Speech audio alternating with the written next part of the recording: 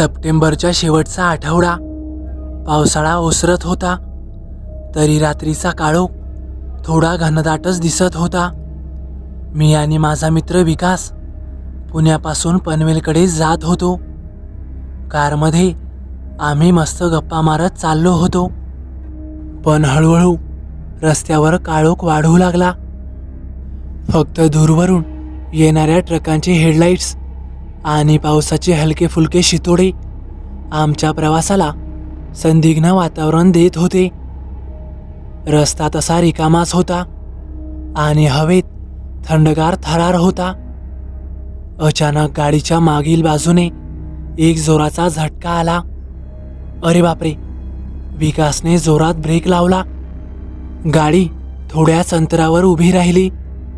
आम्ही दोघेही बाहेर पडलो, तर मागचा डावा टायर पंक्चर झाला होता. रस्ता दूरवर उजळत होता आणि गाडीची स्थिती पाहून एक विचित्र भीती आमच्या अंगावर येऊ लागली. चल टूलकिट काढू, नाहीतर कुठेतरी मदत शोधू, मी म्हणालो. अरे पण रात्रीचं कुठे जायचं? विकासने विचारलं. तितक्यात काही अंतरावर एक मंद पिवळसर प्रकाश दिसला, जुन्या गॅरेजसारखं काहीतरी. आम्ही गाडी ढकलतच तिकडे गेलो.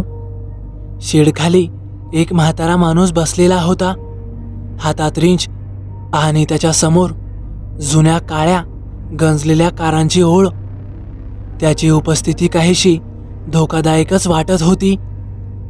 डोळ्यातून एक थंडगार भाव, जणू कोणी आतल्या अंधारातून आमच्याकडे पाहत आहे. काका, आमचा टायर पंक्चर झालाय, बघून देता का? विकासने विचारलं.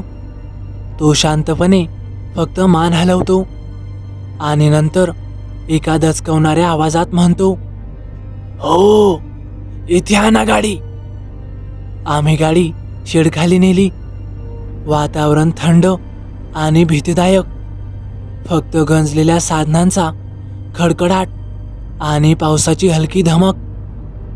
तो जुना मेकॅनिक गाडीवर काम करत होता, पण एक विचित्र थरार वातावरणात पसरलेला होता. आणि तेवढ्यात एका बाजूच्या खोलीतून एक जोराची किंकाळी ऐकू आली. तो होता मुलीचा हंबरडा. उलटी तोंड करून बसलेली, केसांनी तिचा चेहरा झाकलेला. आम्ही त्या मेकॅनिकला विचारलं, अहो त्या मुलीला काय झालंय? पण तो काहीही बोलेना. शेवटी न राहून आम्ही टॉर्चच्या प्रकाशाने तिकडे जाऊन पाहिलं आणि आमच्या अंगावर शहारे येऊ लागले. तिच्या मानेवरून खांद्यांपर्यंत फक्त हाडांचा सांगाडा आणि त्वचेचा पातळ थर होता.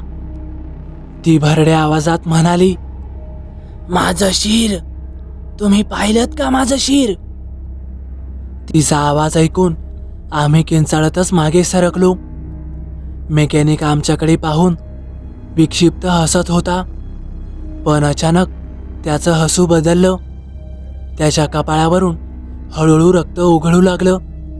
डोळे बाहेर आले आणि धडधड असा आवाज करत तो आमच्याकडे चालत आला. आम्ही मात्र प्रचंड घाबरलो होतो.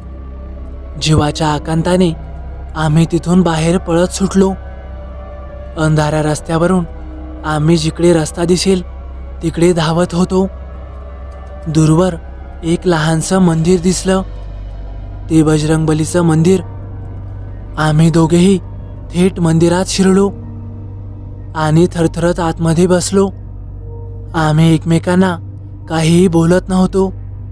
नक्की हे काय होतं आम्हा दोघांनाही काही कळत नव्हतं, पण नक्कीच हा काहीतरी विचित्र प्रकार होता हे आमच्या दोघांच्याही लक्षात आलं होतं.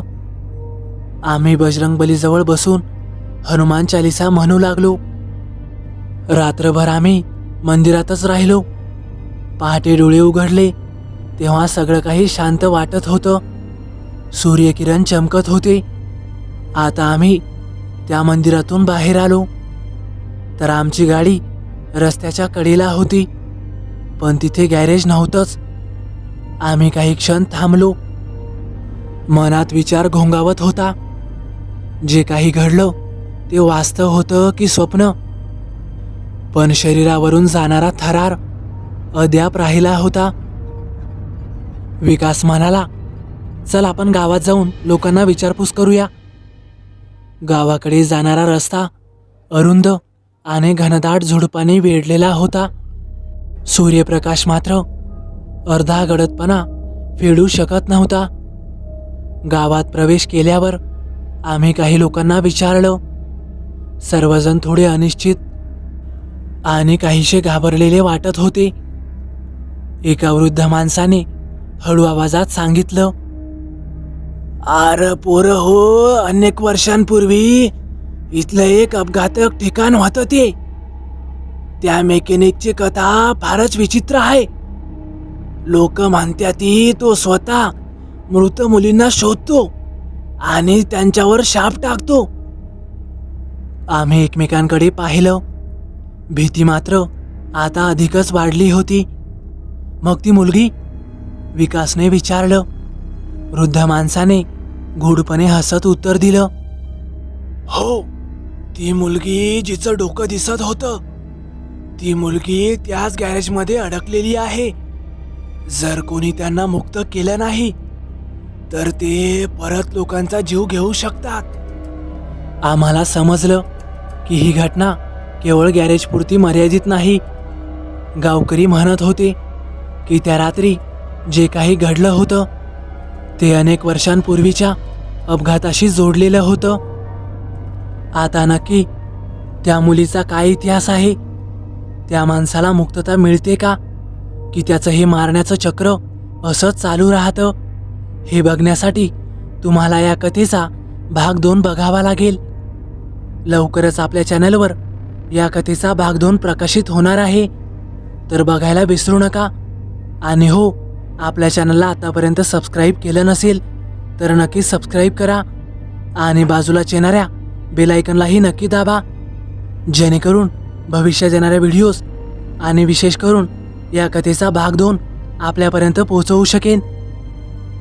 तर चला भेटूया पुढच्या भागात. धन्यवाद.